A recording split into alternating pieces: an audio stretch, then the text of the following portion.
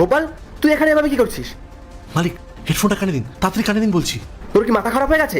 সকাল সকাল তুই এসব কি বলছিস? বেরো বেরো গাড়ি থেকে। মালিক, একবার আমার কথাটা বিশ্বাস করুন, একবার হেডফোনটা কানে দিন, জীবন মরণের ব্যাপার। কানে দিন। তুই যে কি শুরু করলি? এই নিন দেখুন।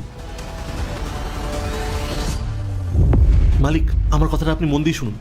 মালকিন আপনার গাড়ির ব্রেকটা ফেল করে দিয়েছে, যাতে আপনার কিছু হয়ে যায়। আর আমি জানি আপনি যদি মালকিনকে একবার গাড়িতে উঠতে বলেন, তাহলে মালকিন যেতেই চাইবে না গাড়ি থেকে। তাই জন্য আপনি একবার মালকিনকে গাড়িতে ওঠার কথা বলে দেখবেন। প্লিজ দয়া করে মালিক, আপনি গাড়িতে উঠবেন না, আপনি কোথাও যাবেন না। তুই এসব কি আবল তাবল বকছিস ভিডিওতে? গাড়ি থেকে বেরো, বেরো গাড়ি থেকে, বেরো বলছি।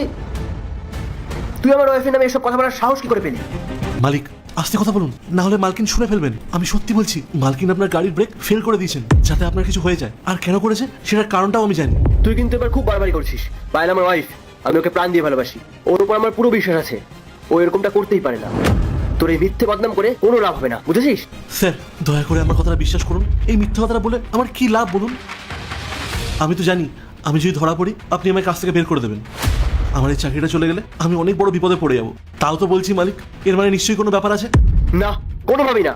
শোন, আমি এটা কখনোই বিশ্বাস করবো না পাইলট আমার সাথে করতে পারে। ও আমাকে ভালোবাসে। আমার মনে হয় কেউ তোকে টাকা দিয়ে এই নোংরা কাজটা করতে বলেছে, তাই না? কে সে? না স্যার, আমাকে কেউ কিছু বলেনি। মালকিন আপনাকে ভালোবাসে না, উনি অন্য কাউকে ভালোবাসেন। আপনাকে রাস্তা থেকে সরানোর জন্য উনি গাড়ির ব্রেকটা ফেল করে দিয়েছেন। আমি নিজের চোখে সবটা দেখেছি। যারা বাবাকে ভালোবাসো তারা লাইক করো, যারা মাকে ভালোবাসো তারা সাবস্ক্রাইব করো, যারা দুজনকে ভালোবাসো তারা লাইক সাবস্ক্রাইব দুটোই করো। কমেন্ট একবার আই লাভ ইউ বাবা মা লিখে যাবে।